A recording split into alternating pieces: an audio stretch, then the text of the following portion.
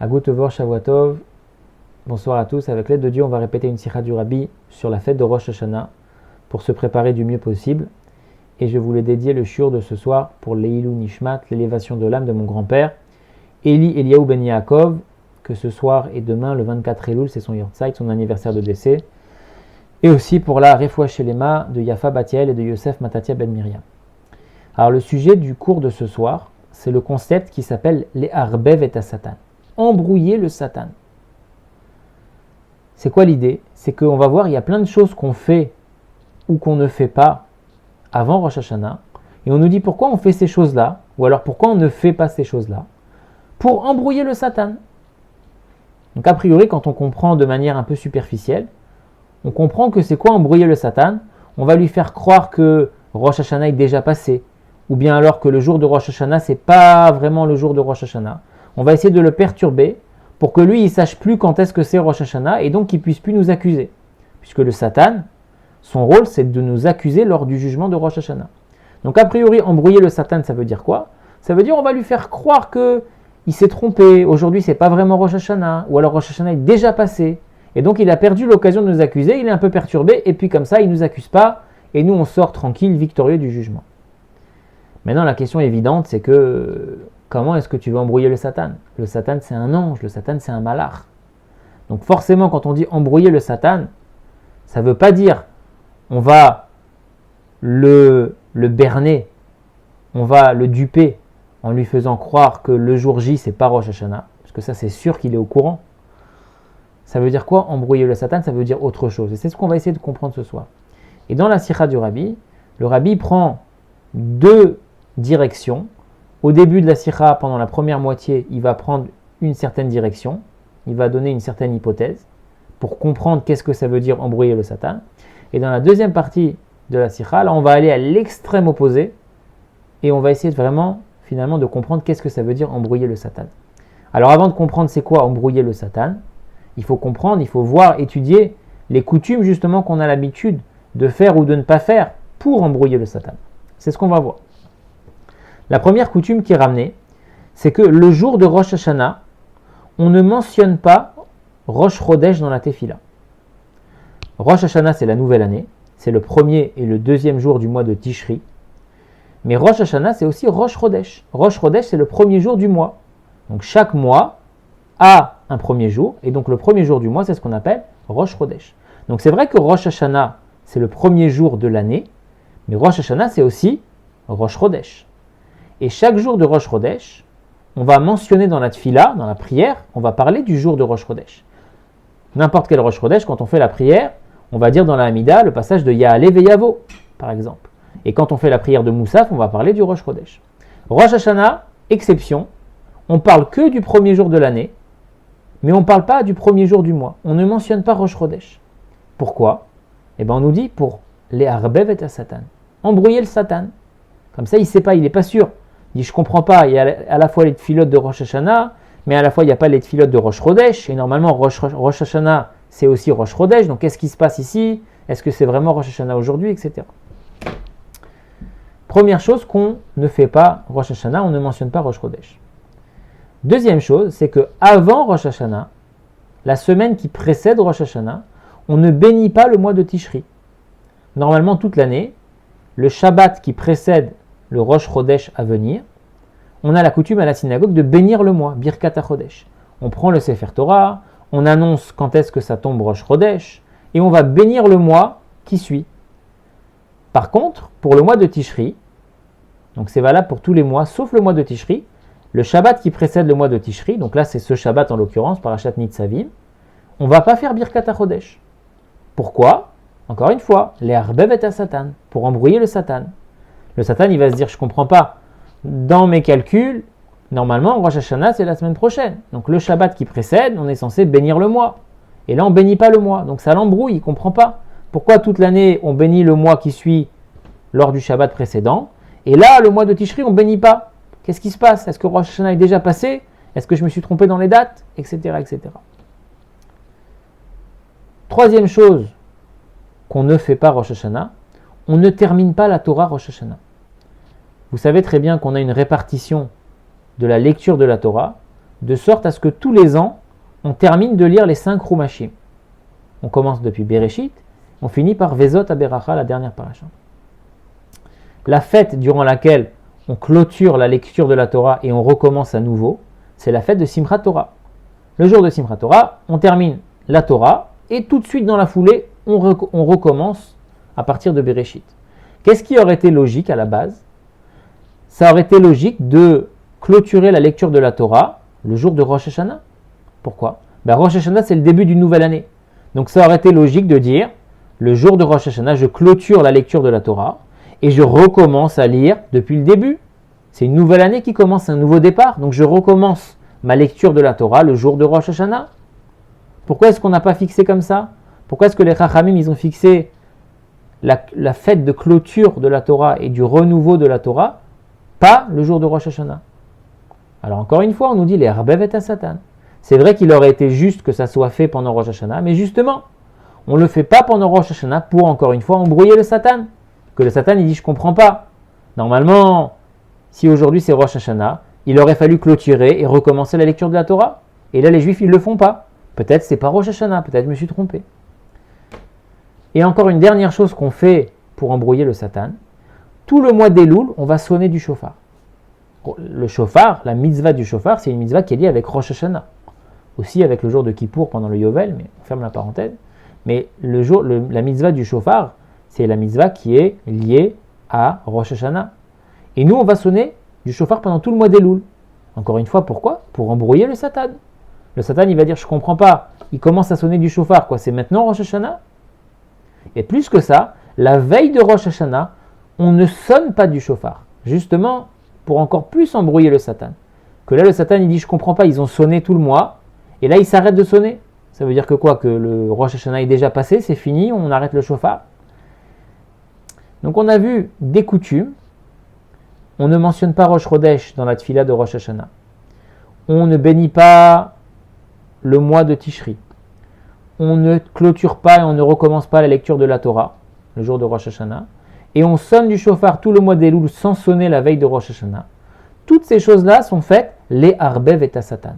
Donc comme on a expliqué de manière superficielle, a priori ça veut dire on essaye de faire croire au Satan qui s'est trompé dans ses calculs, que le jour de Rosh Hashanah qu'il pensait n'est pas vraiment Rosh Hashanah, et donc ça le perturbe, et donc il oublie de nous accuser, et donc on sort tranquille du jugement. La question, bien évidemment, c'est que c'est pas possible d'embrouiller le Satan. Embrouiller le Satan, c'est pas possible parce que le Satan, c'est un malach. Le Satan, c'est un ange. Le Rabbi ramène un passouk dans le livre de Yov, qu'il y a écrit que le Satan, le jour du jugement, il siège avec tous les malachim devant Dieu pour juger justement l'humanité. Donc le Satan, tu vas pas l'embrouiller avec des petites choses comme ça. Le Rabbi fait même une note d'humour dans la sira, si on peut dire, il dit, la date de Rosh Hashanah, elle est même écrite dans les calendriers. Ça veut dire tout le monde est au courant, c'est quoi la date de Rosh Hashanah? Quoi, c'est parce que tu vas sonner du shofar, tu vas pas sonner du shofar, tu vas faire ci, tu vas pas faire ça. Tu crois vraiment que le Satan, il va pas savoir c'est quoi le jour de Rosh Hashanah?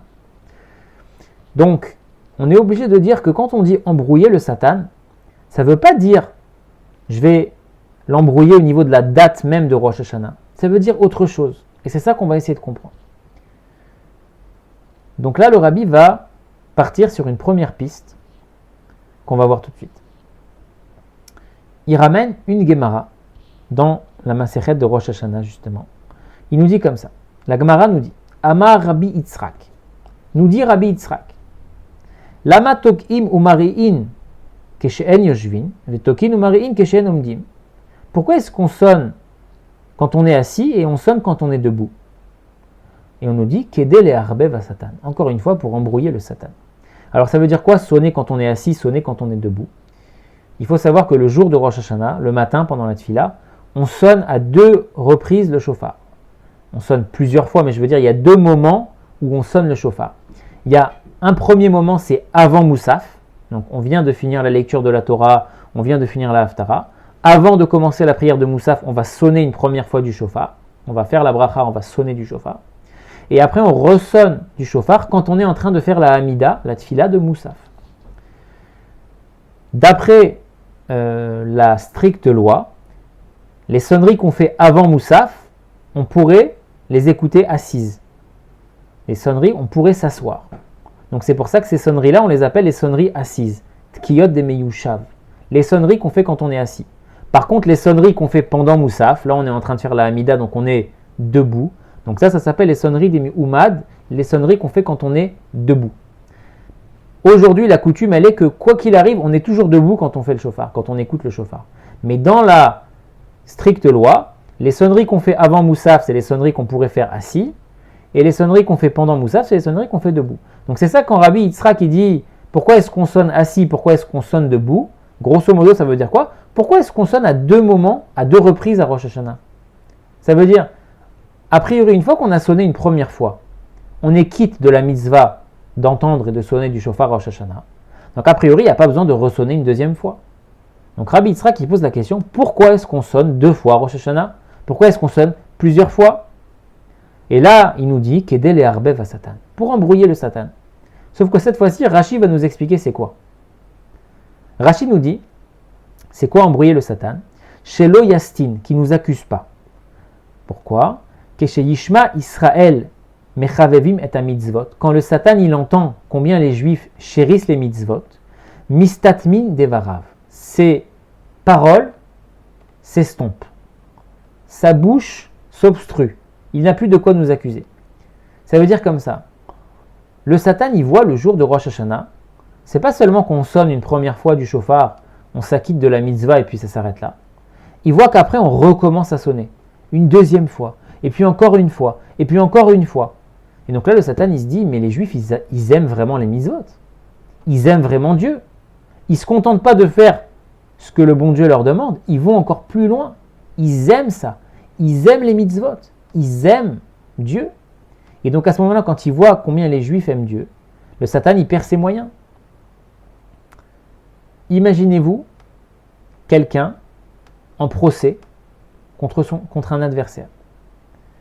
Et la personne, elle voit, la veille du jugement, son adversaire qui est complètement détendu, au restaurant, en train de rigoler, en train de discuter. Il va être perturbé, il va dire, je ne comprends pas, mon adversaire. Demain, c'est le jour du procès. À la veille d'un procès, normalement, on est stressé. On va chercher les derniers arguments possibles, on va chercher les dernières failles, on va chercher à répéter son plaidoyer, on va être stressé, on va pas être bien. Et là, on voit l'adversaire comme ça, tranquille. Il rigole, au restaurant, pépère. On se dit quoi? On se dit, mais s'il est dans cet état-là, la veille du jugement, c'est qu'il est vraiment sûr de lui. Donc le rabbi, il dit, la première hypothèse, c'est quoi embrouiller le Satan? C'est montrer au Satan qu'on est sûr de nous. Et là, le Satan, il est embrouillé parce qu'il se dit, c'est pas que je sais pas c'est quand Rosh Hashanah, c'est que je sais pas comment je vais les accuser. Ils sont déjà à un tellement haut niveau que je n'ose pas les accuser. C'est pour ça qu'il nous dit, Rabbi Yitzhak, pourquoi est-ce qu'on sonne deux fois du shofar? Pour nous dire, le Satan, il voit avec ça comment on aime les mitzvot, et donc il est perturbé de ça. Pareil pour la sonnerie du shofar du mois d'Elul. On sonne du shofar pendant tout le mois d'Elul. Le shofar, c'est quoi? C'est la tchouva. Donc le Yetzer Hara, quand il voit ça, il se dit, mais c'est pas possible. Il sonne du shofar dès le mois d'Elul. Avant Rosh Hashanah, ils se préparent, ils font déjà teshuva. C'est perdu d'avance pour moi, je ne peux pas les accuser. Et la veille de Rosh Hashanah, que normalement là c'est le moment où on doit sonner le plus fort, parce qu'on doit vraiment faire une belle tchouva la veille de Rosh Hashanah. La veille de Rosh Hashanah, on ne sonne pas. Comme si on disait au Satan, regarde, on a fait notre travail pendant le mois d'Elul, on arrive à la veille de Rosh Hashanah, on n'a plus besoin de sonner, ça y est. On est arrivé à un niveau où c'est bon, on est sûr d'être gagnant. Comme un peu cette personne qui voit son adversaire la veille du procès, tranquille. Il se dit, mais s'il est si tranquille que ça, la veille de ce grand jour du jugement, ça veut dire qu'il est sûr de lui, ça veut dire qu'il est béton armé. Ça veut dire que je ne peux rien faire contre lui, c'est foutu. Donc c'est un peu la même idée. Tout le mois d'Elul, on sonne le shofar. La veille de Rosh Hashanah, on ne sonne pas. On a dit pourquoi? Pour embrouiller le Satan. C'est pas pour embrouiller le Satan pour pas qu'il sache quel est le jour de Rosh Hashanah. C'est pour embrouiller le Satan pour qu'il ne sache pas quand est-ce que c'est le moment de nous accuser. Quand est-ce que c'est le jour de Rosh Hashanah qu'il attendait lui. Ça veut dire pour lui, le Satan, son Rosh Hashanah, c'est quoi? C'est d'accuser les Bnei Israël. Donc quand on lui dit, on lui fait perdre la boule pour pas qu'il sache quand c'est Rosh Hashanah, c'est pas pour pas qu'il sache quand c'est la date de la fête de Rosh Hashanah, ça il sait très bien. C'est que lui il se dit, mais c'était quand mon Rosh Hashanah à moi? Que moi j'avais prévu d'accuser les Bnei Israël. Il est passé où ce moment-là, propice, où moi je pensais que j'allais rentrer en scène pour les accuser? Ben non, on l'embrouille. On l'embrouille parce qu'on sonne du shofar tout le mois d'Elul. On se prépare à l'avance mon ami. On est prêt, on est béton. Et la veille de Rosh Hashanah, tu sais quoi? On n'a même plus besoin de sonner, on est sûr de nous. On est tranquille. Là, le Satan, on l'a embrouillé dans le sens, on lui a montré qu'on était tellement sûr de nous qu'il ne peut rien faire. Il perd ses moyens. C'est ça quand on dit embrouiller le Satan, il perd ses moyens.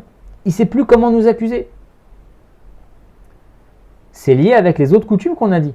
Par exemple, Rosh Hashanah, on a dit on ne mentionne pas Rosh Chodesh dans la Tfila. En réalité, ça aurait été un grand mérite de mentionner Rosh Chodesh dans la Tfila. Pourquoi ? Parce que Rosh Chodesh, c'est un jour de pardon. Donc si on avait pu en plus dans la Tfila de Rosh Hashanah mentionner Rosh Chodesh, ça aurait été un grand mérite pour nous.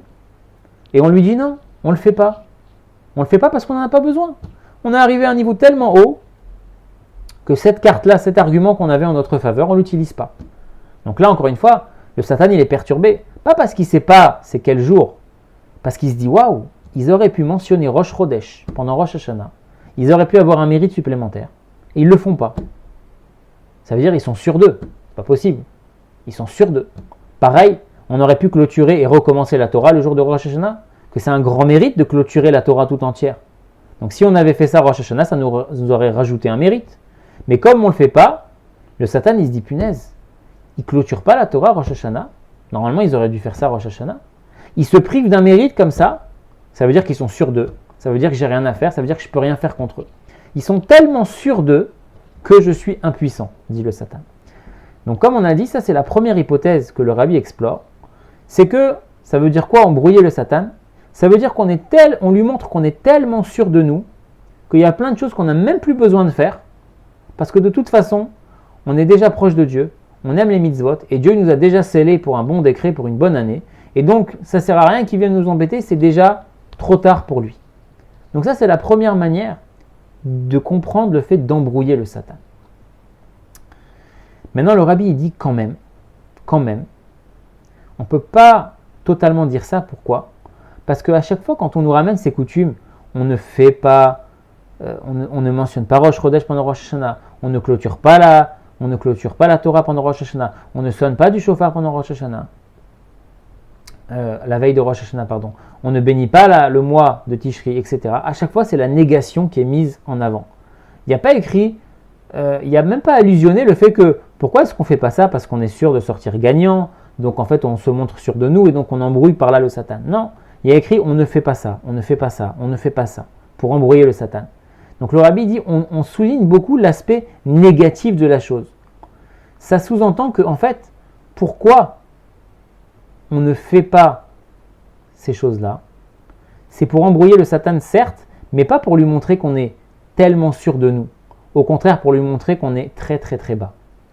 Parce qu'en fait, comment tu veux embrouiller ton adversaire avant d'aller au tribunal ? Soit, comme on a dit, tu lui montres à la veille du procès que tu es sûr de toi. Et à ce moment-là, il se dit, ça ne sert à rien, c'est perdu d'avance pour moi. Ou à l'inverse, soit tu lui montres que tu es complètement abattu, tu es complètement triste. Tellement triste que tu cherches même plus de solution parce que toi-même, tu sais que tu as perdu. À ce moment-là, ton adversaire, il se dit quoi ? Ah bah celui-là, il est tombé tellement bas, il est tellement triste, il est tellement déprimé. Ça sert à quoi que je vais me fatiguer pour aller l'embêter ? Pour lui, c'est perdu d'avance. Ça, c'est la deuxième piste que le Rabbi explore. Ça veut dire, embrouiller le Satan, tu peux l'embrouiller en lui faisant croire que ça y est, tu es invincible, imbattable, tu as tout fait comme il faut et donc lui, ça ne sert à rien qu'il vienne t'accuser, parce qu'il a perdu lui d'avance. La deuxième manière de faire, c'est que toi-même, tu vas te montrer tellement conscient de ta propre bassesse, que le Satan, il va te voir comme ça, il va se dire, waouh, lui, il a touché le fond, il en est conscient, il est triste, il est désespéré, ça ne sert à rien que j'aille m'embêter, à me fatiguer, à l'accuser, de toute façon, il est foutu. Même sans moi, il est foutu. Et donc là aussi, le Satan nous laisse tranquille. Mais pas parce qu'on lui a montré qu'on était sûr de nous, on lui a montré qu'on avait conscience de nos manques. Et donc le Rabbi dit, c'est ça l'idée. C'est pour ça qu'on ne fait pas toutes ces choses-là. C'est comme si on disait au Satan, voilà, je mentionne pas Rosh Chodesh pendant Rosh Hashanah, je clôture pas la Torah pendant Rosh Hashanah, je bénis pas le mois de Tishri. Je sais que c'est des bonnes actions, je sais que c'est des bonnes choses que j'aurais dû faire, qui m'auraient donné un mérite, mais je ne les fais pas parce que même si je les faisais, finalement, je ne serais pas assez méritant de toute façon pour gagner. Je suis tellement bas, je suis tellement grossier que ça ne sert à rien que je fasse ces choses-là. Donc le Satan, quand il voit ça, il se dit « Ah, ils font pas ça, ça veut dire que je suis tranquille, j'ai même pas besoin de me fatiguer. » Et le Rabbi dit, même si le Satan, il sait finalement qu'on ne fait pas ces choses-là pour l'embrouiller, quand même, ça n'en demeure pas moins que on a manqué des choses, on n'a pas fait des choses qu'on aurait pu faire, qu'on aurait dû faire. Et donc là, le Satan, il nous laisse tranquille parce qu'il voit qu'on est tombé très bas. Maintenant, le rabbi pose la question, il dit comment c'est possible qu'on va dire à un juif, écoute, tu vas pas faire ça, tu vas pas faire ça, tu vas pas faire ça, pour embrouiller le Satan. Ça veut dire qu'on va enlever des mitzvot d'un juif, on va enlever des choses positives chez un juif. Encore le fait de ne pas sonner la veille de Rosh Hashanah le shofar, on pourrait dire bon, c'est pas si grave parce que ça c'est une coutume. Sonner le shofar pendant le mois d'Elul, c'est une coutume. Donc le fait d'arrêter la veille, bon, ok. Mais de ne pas mentionner Rosh Chodesh pendant Rosh Hashanah, alors que ça c'est quelque chose qu'on fait tous les mois. Tous les Rosh Chodesh, on parle de Rosh Chodesh. Ne pas bénir le nouveau mois, ça c'est quelque chose qu'on fait tous les mois. Ne pas clôturer la Torah, c'est quelque chose qu'on aurait oui dû faire Rosh Hashanah. Donc toutes ces choses-là, c'est des choses importantes qu'on aurait dû faire Rosh Hashanah. Comment on peut dire à un juif, tu fais pas ces choses-là, ça t'aurait vraiment apporté du mérite, mais tu sais quoi, tu les fais pas juste pour embrouiller le Satan. Pour montrer au Satan que tu es plus bas que terre, et donc tu ne fais pas ces choses-là. Le rabbi dit en fait, quand on dit à un juif, tu ne fais pas ces choses-là, c'est vrai qu'on va être perdant d'un côté parce qu'on va rater des occasions de montrer qu'on est méritant, mais d'un autre côté, on va encore plus y gagner. Pourquoi ? Parce que quand on dit à un juif, regarde, tu es tombé tellement bas que le Satan, il a une emprise sur toi. Et pour l'embrouiller, on va t'enlever des choses positives à faire. Comme ça, il va voir ta bassesse et donc il ne va pas vouloir t'accuser. Quand on dit ça à un juif, le juif, il devient complètement brisé. Il va dire quoi ? C'est à cause de ma bassesse, c'est à cause de mes avérotes que le Satan, il a une emprise sur moi et qu'on doit m'enlever des mitzvot. À cause de moi, on m'enlève des mitzvot. À cause de ma situation, on va enlever carrément des mitzvot que j'aurais dû faire. On va me dire non, tu ne les fais pas parce que comme ça, tu vas embrouiller le Satan. Parce que si tu n'embrouilles pas le Satan, alors tu es dans une situation tellement basse que tu ne vas pas être méritant dans le jugement. Donc quand un juif, il voit ça, qu'à cause de lui, on lui a enlevé des mitzvot, à cause de sa bassesse, à cause du fait que le Satan, il a une emprise sur lui, ça, le rabbi dit, ça va le briser et ça va lui faire atteindre un niveau de tchouva qui est encore plus grand que s'il avait fait toutes ces choses-là qu'on a dit. Ça veut dire le but d'enlever ces mitzvot aux juifs, c'est pas juste d'embrouiller le Satan dans le sens, allez, je t'enlève des mitzvot et du coup tu vas être perdant dans l'histoire, mais au moins tu auras embrouillé le Satan. Non, on t'enlève ces mitzvot pour réveiller chez toi une tchouva encore plus forte et encore plus profonde. Que tu vas te dire, je suis tombé tellement bas que maintenant on est obligé de trouver un stratagème pour embrouiller le Satan et donc on va m'enlever des mitzvot. À cause de ma situation, on m'enlève des mitzvot, ça va le briser. Qu'on est obligé d'enlever des mitzvot pour embrouiller le Satan, il va être complètement brisé et il va faire une tchouva qui vient du plus profond de son cœur et là il va atteindre un niveau encore plus fort où là vraiment le Satan ne pourra pas l'accuser. Le rabbi dans la Sikha, il ramène une histoire connue avec le rabbi Rachab, le 5e rabbi de Chabad. Qu'une fois le rabbi Rachab, il a reçu dans son bureau un juif qui lui a demandé une bénédiction, une bracha, pour quelque chose de très très sérieux, un problème très très sérieux. Le rabbi Rachab, il lui a dit, excuse-moi mais je ne peux rien faire pour toi, il n'y a rien à faire. Ce juif, il est sorti du bureau du rabbi, il a commencé à fondre en larmes, éclater en sanglots. Il avait un problème énorme, il a mis tout son espoir dans la bracha du rabbi et le rabbi lui a dit rien à faire. Il était complètement dévasté. Il y a le Raza qui passe. Le Raza, c'est le grand frère du rabbi Rachab, Rabbi Zalman Aharon. Et il voit ce juif pleurer, il lui dit qu'est-ce qui se passe ? Alors le juif, il lui raconte, j'avais un problème très sérieux, je suis parti voir le rabbi et le rabbi m'a dit qu'il n'y avait rien à faire pour moi. Donc je suis complètement brisé. Le Raza, il entend ça, il va voir son frère, le rabbi Rachab, il lui dit comment c'est possible ? Tu as laissé un juif qui vient te voir pour lui demander une bracha, tu lui donnes pas la bracha, et plus que ça, c'est pas seulement que tu donnes pas la bracha, tu le mets dans un état pareil, tu lui dis qu'il n'y a rien à faire pour lui, et là il est complètement dévasté, il est en train de verser toutes les larmes de son corps. Le rabbi Rachab, il a entendu ça, il a remis sa ceinture, il a demandé qu'on refasse rentrer le juif, il l'a béni, la bracha qu'il avait besoin, et les choses se sont arrangées. Alors le rabbi pose la question, il dit comment ça se fait que le rabbi Rachab, il n'a pas béni le juif dès la première fois ? Puisqu'on a vu que oui, il a eu la possibilité de le faire, puisqu'après il l'a béni et après ça a fonctionné. Donc le rabbi Rachab, il avait la possibilité de le bénir dès le départ. Et pas seulement qu'il ne l'a pas béni, mais il l'a brisé puisqu'il lui a dit rien à faire pour toi, et donc il a entraîné une souffrance chez ce juif. Alors le rabbi dit c'est ça justement. C'est qu'en fait, quand le juif il est venu voir le rabbi la première fois, il n'était pas apte à recevoir la bracha. Puisqu'en fait, une bracha, qu'on explique en Chassidut, c'est quoi une bracha? C'est qu'en fait, il y a quelque chose qui est prévu pour moi dans le ciel, et un tzaddik, il peut faire une bracha, il peut faire descendre dans le ciel ce qui était prévu pour moi. Mais pour recevoir la bracha, il faut que je sois moi-même un keli, il faut que je sois moi-même un réceptacle qui puisse recevoir la bracha. Si je veux verser un liquide, il faut que j'ai un ustensile pour réceptionner le liquide. Donc pareil. Mais le rabbi, il a vu que ce juif-là, il avait une bracha pour lui en haut.